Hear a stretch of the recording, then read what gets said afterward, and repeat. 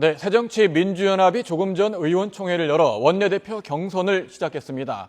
1, 2위 결선 투표까지 가는 접전이 펼쳐지게 되면 오후 4시쯤이 돼서야 선출자가 가려질 것으로 보입니다. 국회 연결해 자세한 소식 알아보겠습니다. 박조은 기자. 네, 국회입니다. 네, 원내대표 선거 이제 막 시작했다고요?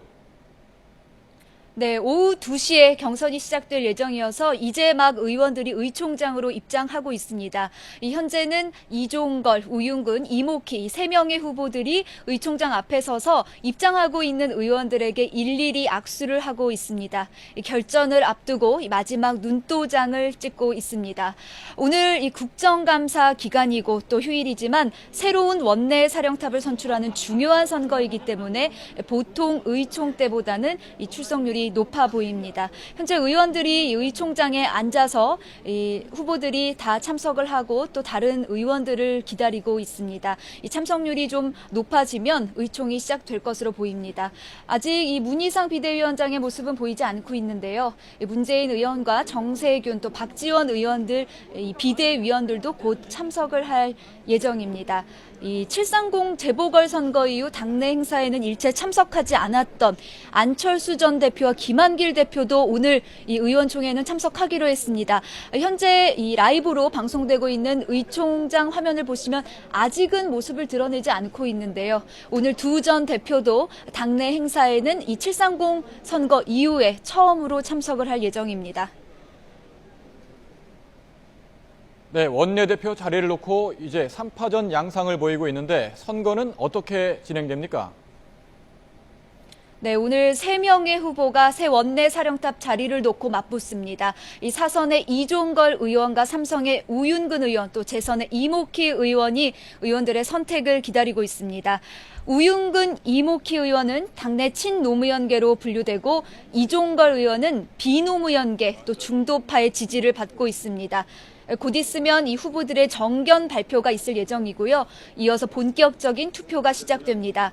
이 첫 투표에서 절반 이상의 표를 받지 못하면 1, 2위 후보 사이에 결선 투표가 이뤄집니다.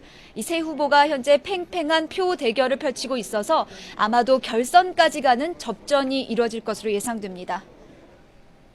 네, 박 기자가 이야기한 대로 친노, 비노 사이에 표 대결이 펼쳐질 텐데 이번 원내대표 선거에서의 변수 어떤 것들이 있을까요?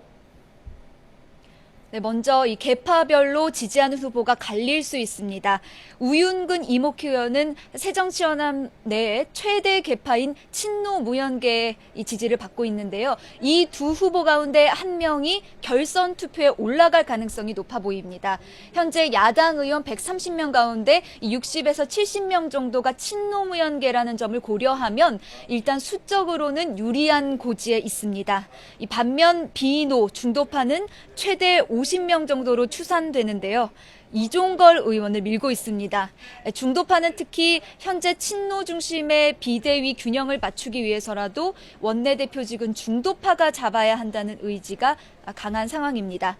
하지만 원내대표 선거를 이 단순한 친노, 비노 간의 표 계산으로 설명하기는 어렵습니다. 먼저 차기 당대표 선거를 준비하고 있는 정세균, 박지원 의원, 현재 문재인 의원과는 선을 긋고 있죠. 이 두 의원이 어떤 선택을 할지가 변수입니다. 이른바 이 당내의 정세균계, 또 박지원 의원을 따르는 적지 않은 의원들이 있어서 1, 2위 간 결선 투표가 이뤄진다면 이 의원들이 막판 캐스팅 보트를 쥘 가능성이 있다는 관측도 나오고 있습니다.